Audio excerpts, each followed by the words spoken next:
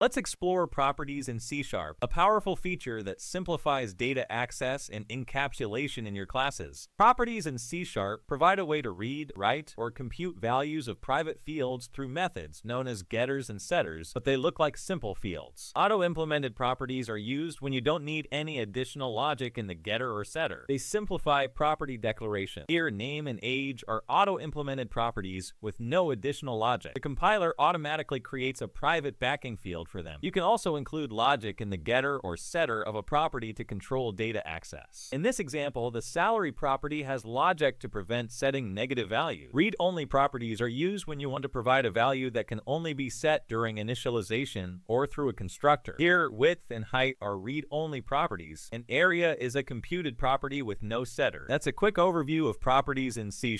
Use them to simplify data management and improve encapsulation in your classes.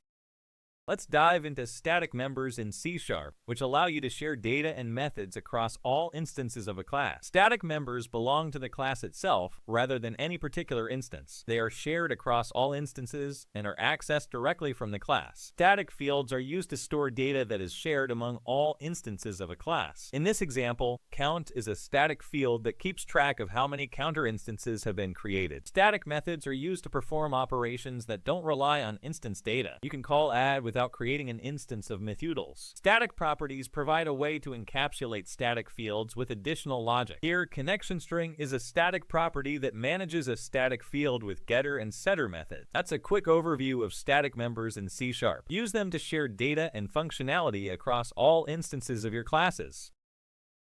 Let's explore namespaces in C#, a feature that helps organize your code and manage naming conflicts. A namespace is a container that holds classes, structs, enums, and other namespaces. It helps group related types together and prevents naming conflicts. You can define and use namespaces to organize your classes and other types. In this example, logger and data manager are in different namespaces, utilities, and data, respectively. Namespaces can be nested to create a more hierarchical organization. Here, service provider is in the nested namespace myapplication.services. Use the using directive to simplify access to types in a namespace. With using directives, you don't need to specify the full namespace path for logger and data manager. That's a quick overview of namespaces in C#.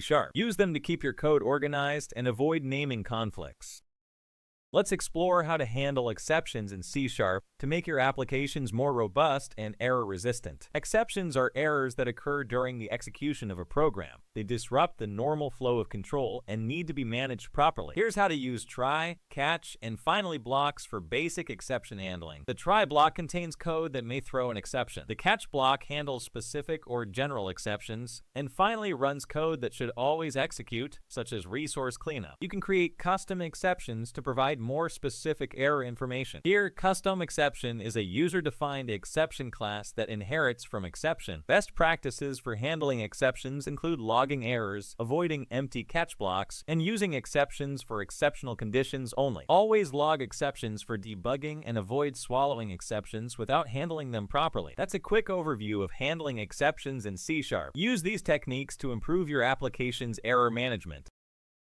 Let's dive into custom exceptions in C#, allowing you to define your own exception types for clearer and more specific error handling. Custom exceptions help to represent specific error conditions unique to your application, making it easier to handle and debug issues. To create a custom exception, you inherit from the exception class and add any additional properties or methods as needed. Here, validation exception extends the exception class and includes an additional error code property for more detailed error information. Throw and catch custom exceptions to manage specific error scenarios in your code. In this example, validate input throws a validation exception if the input is invalid and the exception is caught and handled in the catch block. Best practices for custom exceptions include using meaningful names, adding useful properties, and avoiding using custom exceptions for control flow. Custom exceptions should be used for representing errors, not for regular control flow in your application. That's an overview of custom exceptions in C#.